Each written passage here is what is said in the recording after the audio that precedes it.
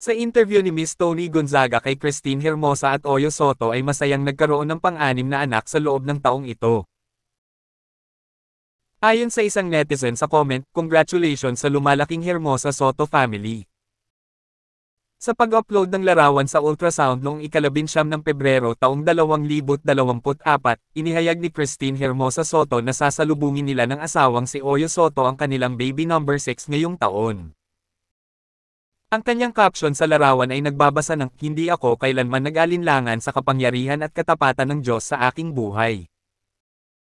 Maaaring minsan ay nasaraan ako ng loob ngunit palagi akong may matinding seguridad na tanging Diyos lang ang nagbibigay. Alam kong nasa likod niya tayo sa lahat ng oras.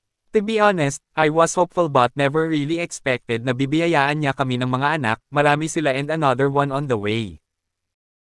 Sa pagmumuni-muni sa paglalakbay ng pagiging ina, ikinwento ni Christine ang kanyang taos-pusong damdamin, na inamin na ang kasabikan na makakita ng dobleng linya sa pagsubok sa pagbubuntis ay hindi nawawala, anuman ang bilang ng mga anak na mayroon na sila.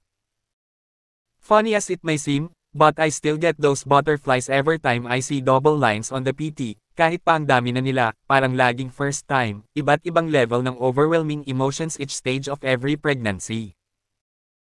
She continues, "Ibang level din when you can already see and hear the heartbeat heart emoji, iba lang talaga ang peace and joy pag galing kay God." The 40-year-old celebrity mom acknowledges. "One thing's for certain, we really cannot limit God's power even how impossible it might seem. God's plans will always come to completion whether we like or not. Akala ko noon last na si Isaac, ngayon, hindi ko na talaga alam kay God. Pinupuri ko ang Panginoon sa anumang plano niya para sa akin at sa aking napakalaki na pamilya pagkatapos ng lahat. Siya ang aking lumikha, aking Panginoon at tagapagligtas, aking tagapagkalog, aking kapayapaan at kagalakan, aking walang hanggang pag-asa at sa huli ay aking makalangit na Ama." Please like, comment and share. Don't forget to subscribe and click the notification bell at piliin ang all para sa susunod kong may upload.